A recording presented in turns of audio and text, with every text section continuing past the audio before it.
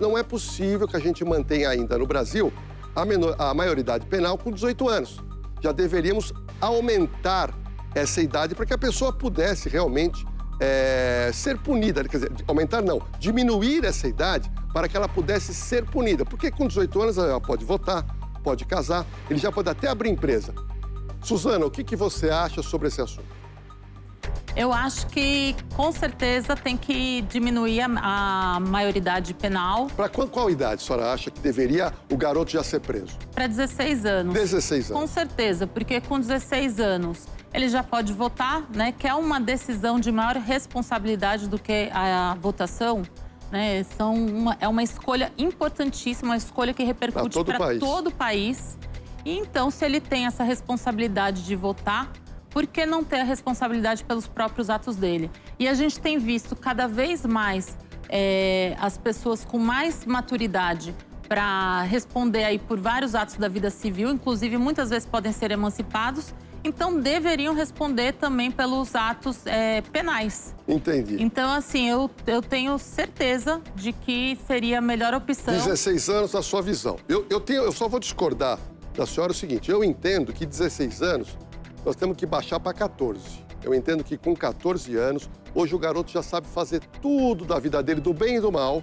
Então eu entendo que de 18 a gente devia cair para 14. Vou te explicar o porquê para você aí de casa, eu queria saber a sua opinião. Com 18 anos preso por tráfico, essa pessoa vai cumprir uma pena de 2 anos e meio a 3 anos de cadeia. Sendo menor de idade, é 2 ou 3 meses, ou seja, a diferença é brutal. Então hoje um garoto, eu entendo que 16, 17 anos, já sabe o que está fazendo, quer colocar os R$400 no bolso e gastar aí na noitada. Então eu entendo, a doutora entende que é 16, eu entendo que é 14. Agora vamos chegar a um advogado criminalista. Doutor Roberto, o senhor está acostumado a lidar com isso. O senhor entende que 18 anos é a idade correta ou deveríamos diminuir a maioridade?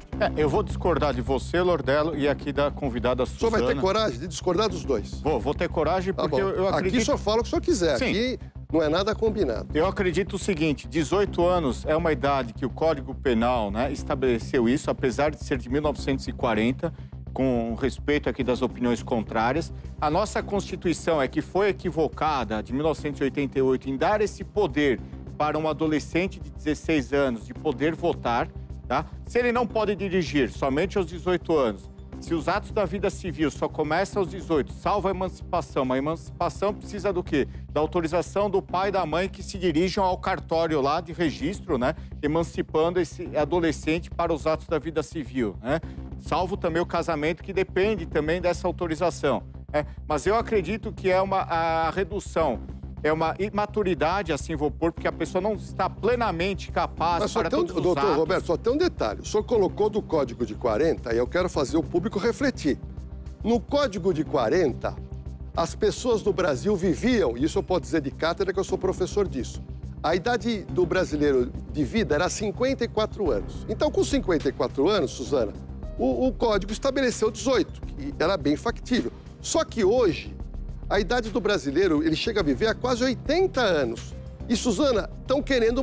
Nós continuamos os 18, não é um contrassenso? Se nós vivemos mais e hoje o nível de informação do jovem é muito maior, eu entendo que deveria ser 14 anos. Não, é um contrassenso, né? Eu entendo que pelo menos 16 anos, e até porque não está funcionando. A gente percebe até que essas organizações criminosas muitas vezes aliciam justamente os menores para que eles cometam crime antes de completar 18 anos, porque eles sabem que eles vão ficar impunes. Então, assim, eu entendo que quem é criança, não falo de adolescentes que já têm o pleno discernimento do que estão fazendo. Criança tem que ser cuidada. Agora, adolescente que tem o conhecimento, que sabe exatamente o que está fazendo... Deveria responder como adulto. Exatamente. Mas, doutor, agora eu quero cutucar o doutor Roberto, que aqui nós temos que perguntar, doutor, o que o público está querendo que eu pergunte para o senhor. Apesar da nossa amizade, eu estou aqui como apresentador do programa, eu tenho que perguntar aquilo que o público quer. Imagina um garoto de 16, 17 anos comete um assalto armado e mata uma pessoa. Se ele tivesse 18 anos, é latrocínio, a pena é altíssima, 25, 30 anos. Menor de 18 anos, quando mata, fica no máximo 3 anos apreendido, mas a gente sabe que na prática é 1 ano e 3 meses apreendido. O senhor acha justo, doutor Roberto, que um garoto de 17 anos, 16, que mate, só fique um ano na Fundação Casa e depois volte na rua para buscar uma arma e assaltar de novo? Mas eu acredito, Lordelo e Suzana, aqui com todo respeito às opiniões, que o Estado deveria intervir, né, para evitar essas situações, né? Aí nós estamos tendo uma omissão do Estado em dar educação para esses jovens, né? Cooptar, em vez da criminalidade cooptar dando R$400 por dia para esses adolescentes infratores, né? O Estado trazer para a escola, que é um papel do Estado, né? Da educação. Mas, doutor para Roberto, os jovens. Vamos imaginar um jovem da periferia. Um jovem da periferia, ele está estudando. Aí oferecem para ele R$400 por dia, 8 horas de serviço para vender droga. A pergunta é, ele vai ter interesse em vender droga ou ele vai querer ir para o colégio?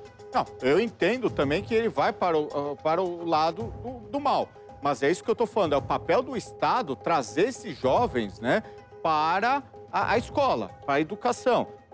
Eu acredito que tem que ter uma educação em tempo integral para tirar esses jovens da rua, né? Nas periferias nós temos que ter não só as escolas, mas como áreas de lazer para os jovens também poderem ter o seu lazer, o momento de diversão lá, o que nós não vemos hoje. Então, por que favorece, né, a criminalidade cooptando esses adolescentes? É isso daí, a falta, né, de estudo e a falta de um lazer para esses jovens.